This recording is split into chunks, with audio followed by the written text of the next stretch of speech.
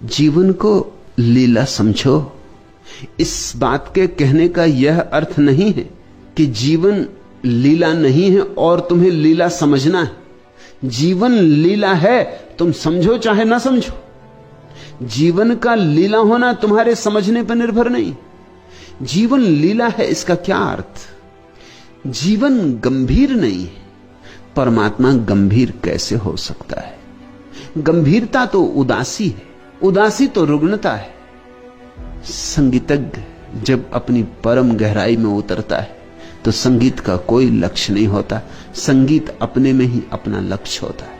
कला कला के लिए, लीला का वही अर्थ है। परमात्मा दुकानदार नहीं है, कलाकार है। लीला का इतना ही अर्थ है। परमात्मा गणित से नहीं जी रहा है, काव्य से जी रहा है, इतना ही लीला का अर्थ है। लीला का अर्थ है ये खेल है। परमात्मा के पास इतनी ऊर्जा है कि करे क्या?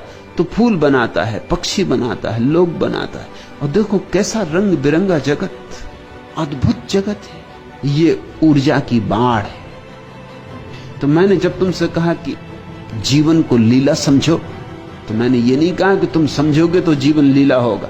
मैंने इतना ही कहा कि जीवन तो लीला है ही, तुम समझोगे तो तुम्हें सद्बुद्धि आएगी। तुम्हारे नहीं समझने से जीवन में कुछ फर्क नहीं पड़ता, लेकिन तुम में फर्क पड़ता है। ठीक ठीक समझोगे तो जोड़ बैठ जाएगा, तरंग बैठ जाएगी। तुम्हारे तार परमात्मा के तार के साथ कपने लगेंगे। और अगर तुमने ठीक ठीक ना समझा, तुम कुछ का कुछ और समझते रहे, तो तुम्हारे तार अलग थलग चलते रहेंगे। उसका नाच चलता रहेगा, तुम अलग अकेले पड़ जाओगे। धार्मिक व्यक्ति में उसको कहता हूं जिसने परमात्मा का लीला में रूप समझा और उस लीला में रूप में अपने को सम्मिलित कर दिया।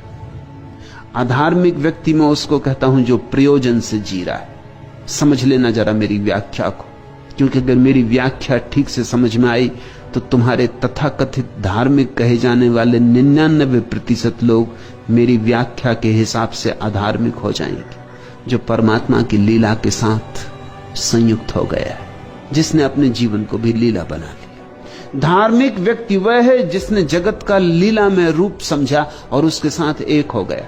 तब बहुत से कवि जिनको तुम कभी धार्मिक नहीं समझते, मेरे हिसाब से धार्मिक हो जाएंगे। बहुत से नर्तक, बहुत से संगीतज्ञ, बहुत से चित्रकार। मैं तुमसे कहता हूं संसार लीला है। इसलिए मैं अपने सन्यासी को गंभीर होने को नहीं कह रहा हूं, उससे कह रहा हूं जीवन को मौज से लो, हल्के हल्के, नाचते नाचते, मुस्कुराते मुस्कुराते। यही तुम्हारी प्रार्थना, यही तुम्हारी उपासना। और तुम पूछते हो, और यदि जीवन माया मात्र है तो इस जीवन की आवश्यकता ही क्या है? तो मत पूछो प्रयोजन, सब लीला है।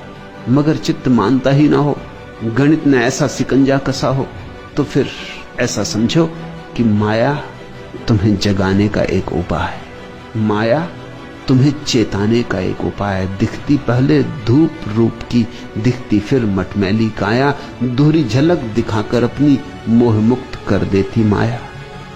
मैं तुमसे कहता हूं माया को छोड़ना मत, यह भी उसी की छाया है। परमात्मा प्रिय है, उसकी छाया भी प्रिय है। इसलिए मैंने अपने सन्यासी को कहा, त्याग नहीं, संसार से पलायन नहीं। इसी छाया को अगर ठीक से समझ लोगे तो इसी छाया के माध्यम से तुम उसे समझ लोगे जिसकी यह छाया है। पर फिर भी मैं तुमसे कहता हूं, हल्के हल्के, गुरु गंभीर ना हो जाना। सदियों से गुरु गंभीर धर्म ने मनुष्य की बड़ी हत्या की है। सारे मंदिर उदास हो गए, मस्जिदें, चर्च मरघटों जैसे हो गए। त्यागी मत बनना। भोग में कहीं छिपा है भगवान, उसे वहीं तलाश करना। जब तुम भोजन करो तो कहीं स्वाद में उसे तलाश करना। इसलिए तो अद्भुत वचन कह सके उपनिषद, अन्नम ब्रह्म। ये कोई छोटे मोटे लोगों ने नहीं कहा। छोटे मोटे लोग तो अस्वाद सिखाते। उपनिषद कह सके अन्नम ब्रह्म, अन्न ब्रह्म है। सब सौंदर्य उसकी ही झलक है। जैसे चांद आकाश में निकला और झील में उसकी झलक पड़ी। जब कोई स्त्री या कोई पुरुष तुम्हें सुंदर मालूम पड़ता है, तब झील में तुमने चांद देखा।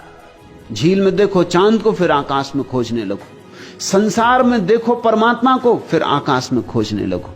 मगर संसार को छोड़ के भागने की कोई भी जरूरत नहीं, झील को त्यागने की कोई भी जरूरत नहीं।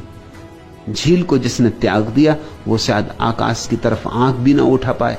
कौन उसे याद दिलाएगा, कौन उसे बताएगा कि आकाश में चांद निकला? उसकी आंखें जमीन में गड़ी रहेंगी और जमीन में प्रतिबिंब नहीं बनते, झील में प्रतिबिंब बनते। इसलिए मैं तुमसे कहता हूं, राग की, रंग की इस अपूर्व माया को छोड़कर मत भागना, भगोड़े मत बनना, जगोड़े बनो, जागो। हजारों लोगों के हृदय में कुछ बज उठा होगा, मैंने उनके तार कहीं छू दिए।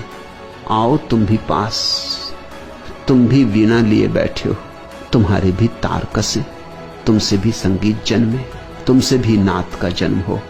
ओंकार प्रतीक्षा कर रहा है तुमसे भी बहने को। आओ बहाएं ओंकार को, जगाएं ओंकार को, ताकि तुम्हारी नियति पूरी हो सके। वही व्यक्ति सम्यक रूपेण जीता है जो परमात्मा को जान लेता, और वही सम्यक रूपेण मरता है जो परमात्मा को जान के मरता है। इतना ही लीला का अर्थ। आज इतना।